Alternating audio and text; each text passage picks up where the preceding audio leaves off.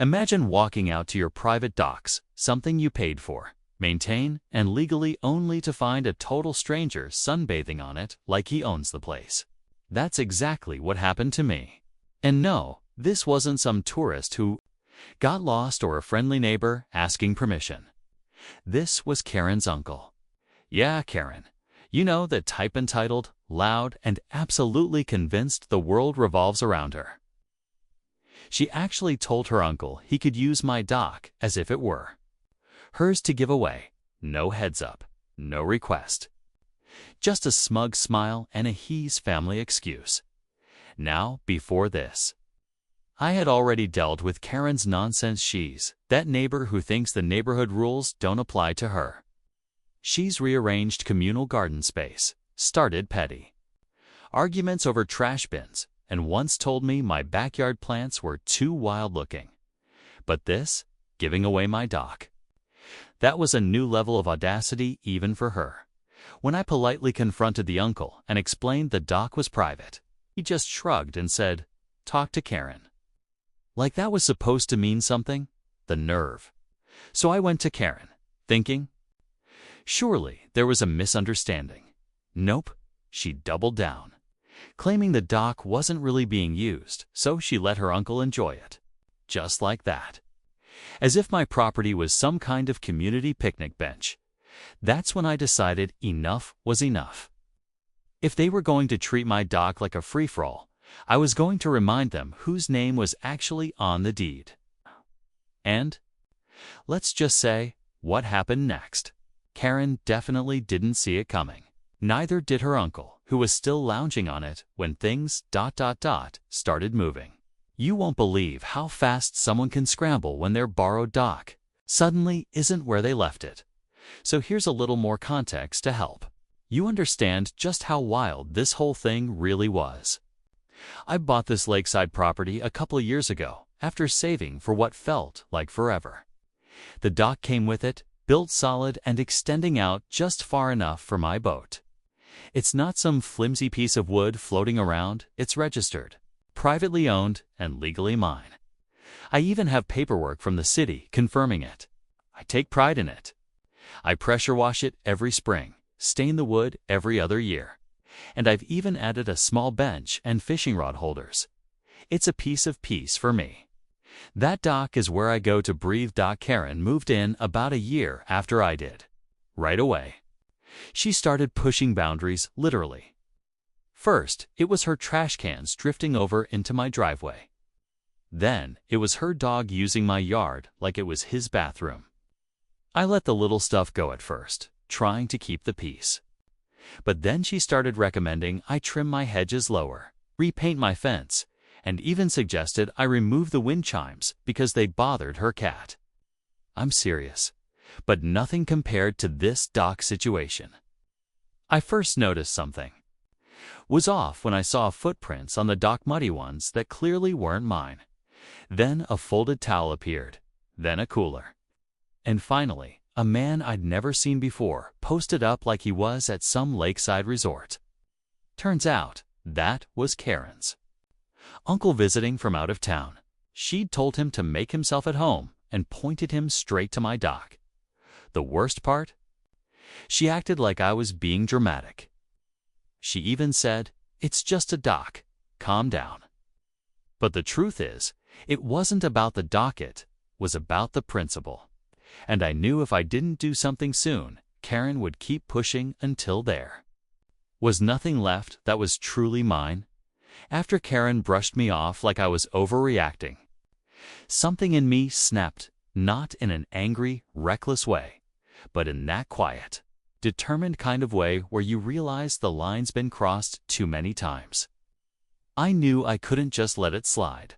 It wasn't just a matter of someone sitting where they shouldn't. It was about respect, about boundaries, and about how far one entitled neighbor would go if no one ever said no.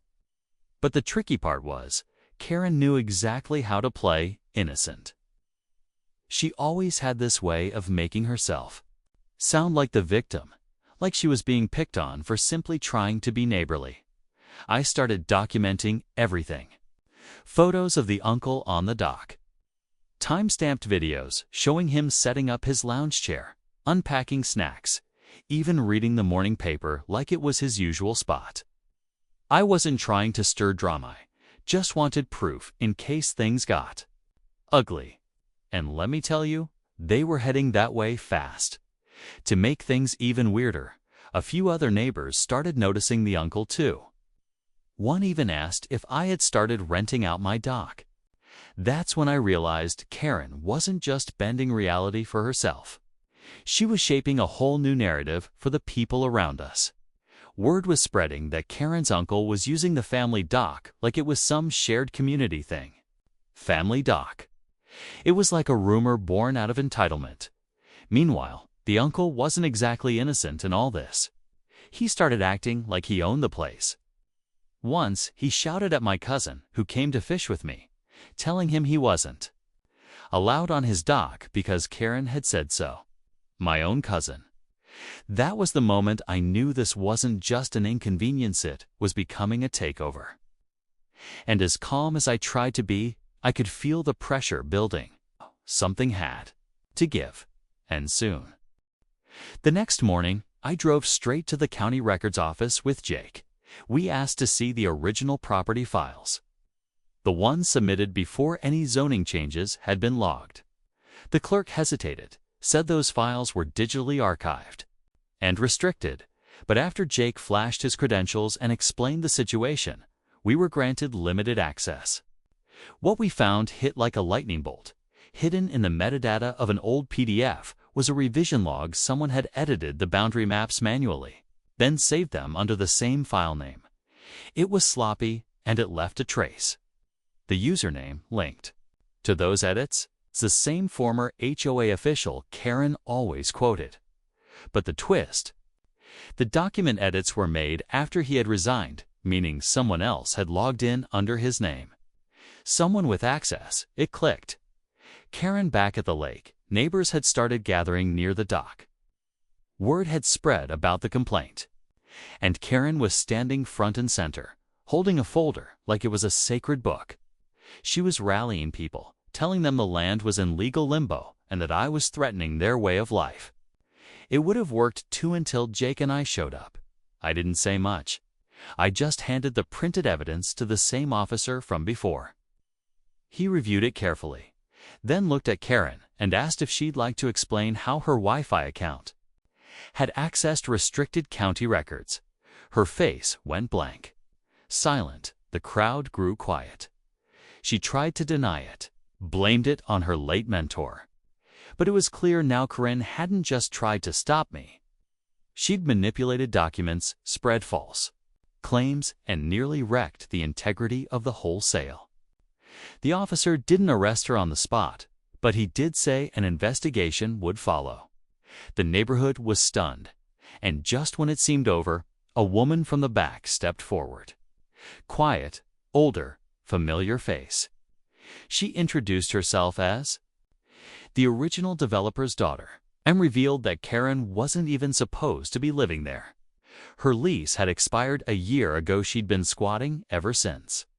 The silence, deafening. Karen didn't say another word after the woman spoke. Her face went pale as the truth finally caught up to her. A few neighbors stepped back from her, whispering quietly, unsure how they'd been fooled so easily. Some looked at me differently now, realizing I wasn't the outsider Karen made me out to buy was the rightful owner, and I had come in peace. Not with bulldozers and greed, but with plans to improve the community while preserving everything that made it special. The county later confirmed the edits were unauthorized, and Karen was issued a formal notice to vacate the property she had been illegally occupying. As for the complaint against me, it was thrown out within days. Once the truth came out, it felt like a weight had lifted from the neighborhood. One by one, neighbors started stopping by the cabin, not with complaints, but with conversations. They asked questions about the development, shared memories of the lake, and even offered ideas. Trust was rebuilding. I moved ahead with the plans slowly, carefully. We added walking trails, repaired the old dock, and installed solar lighting by the lakeside. I kept the trees standing tall and the lake peaceful. And every weekend, when I sat on that same porch with coffee in hand, I remembered just how far the whole thing had come. Karen never returned. No one really brought her up again. It was like the lake itself had washed away the drama and left room for something better. In the end, the biggest lesson wasn't about ownership or boundaries, it was about truth. And sometimes, when you stand your ground with patience and facts, even the loudest voices eventually go quiet. That lakeside cabin, it finally felt like home.